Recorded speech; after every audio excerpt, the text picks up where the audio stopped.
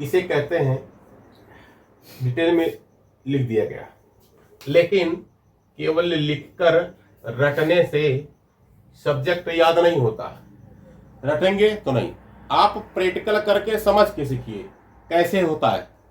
किसी भी हिंदी वाक्य में जिस शब्द से किसी काम का करना या होना पाया जाए उसे हम सब्जेक्ट कहते हैं, अथवा काम करने वाले को हम कर्ता यानी सब्जेक्ट कहते हैं। अथवा अगर ये भी नहीं समझ में आता है कि जो शब्द काम को करे उसे हम कर्ता कहते हैं। कुछ भी समझिए, रटिए नहीं, रटेंगे तो उधर भूल जाएगा। एक ही चीज को आप 3 बार 4 बार कहेंगे तो चौथी बार आपको अपने आप भूल जाएगा। ठीक, अगर कोई टॉपर बनता है, कोई होता है, तो बहुत ज्यादा 22 घंटा 20 घंटा पढ़ने वाले कोई टॉपर नहीं हुए। तो 20 घंटा पढ़ेगा, उसका आधा दिमाग वैसे पढ़ने में उसे याद हो जाएगा कि मुझे पढ़ना है बस, बाकी कुछ नहीं याद होता है। किसी को याद हुआ तो एक ही एग्जाम्पल कोई बता दे। कोई रट के टॉप नहीं किया। अगर टॉप करना है तो आप उसे समझिए, तरीका सीखिए, तब तो आप टॉप कर सकते हैं, आप बढ़िया नंबर ला सकते हैं। सुंदर राइटिंग में लिखिए, सटीक लिखिए, एग्जामिनर देखेगा, आपको नंबर दे देगा। लेकिन जब आप समझे रहेंगे तब तो, नहीं समझे रहेंगे तब कैसे। इसलिए जो शब्द काम को करे उसे हम कर्ता कहते हैं, अथवा काम करने वाले को हम कर्ता कहते हैं। सब्जेक्ट का मतलब विषय भी होता है, लेकिन कर्ता भी होता है भाई। जो काम करे वह कर्ता। अब कर्ता होता कैसे, मान लेते हैं कोई आपको वाक्य दे दिया गया, कोई पूछा कि मम्मी खाना बनाती है। इसमें काम कौन कर रहा है, मम्मी।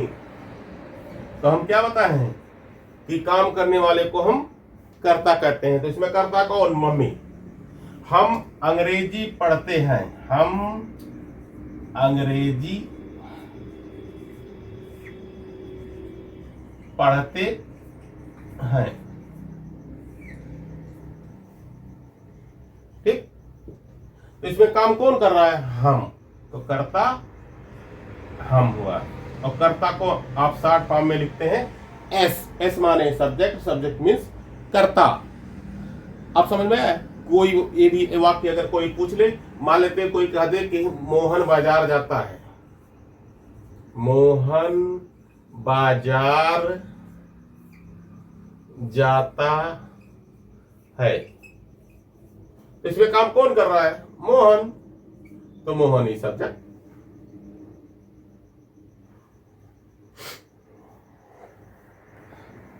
दूसरा होता है कोई कह दे कि किसान खेत जोतता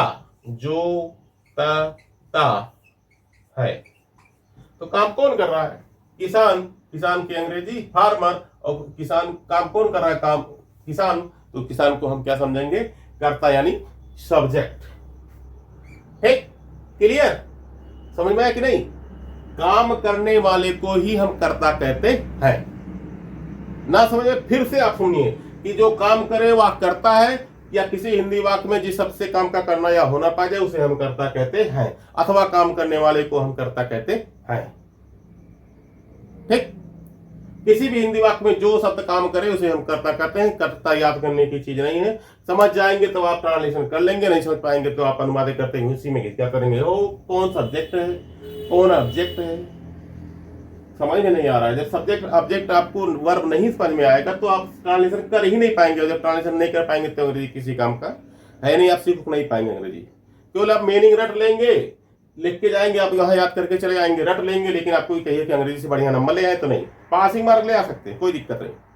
अंग्रेजी इतना कठिन भी नहीं, आप नंबर याद करो, मीनिंग याद कर लीजिए, सब्जेक्ट ऑब्जेक्ट वर्ब पहचान लीजिए, सब चीज ट्रांसलेशन, थोड़ा थोड़ा ग्रामर याद कर लीजिए, बस आप लिखते जाइए, सिर्फ लिखते जाइए। अंग्रेजी इतना आसान आज तो कोई सब्जेक्ट बना ही नहीं है दुनिया में, लेकिन लोगों को देखने में सबसे कठिन लगता है। क्या कहना, अंग्रेजी बहुत कठिन, इतना कठिन है कि क्या बताएं, जिसकी कोई लिमिट नहीं। ठीक,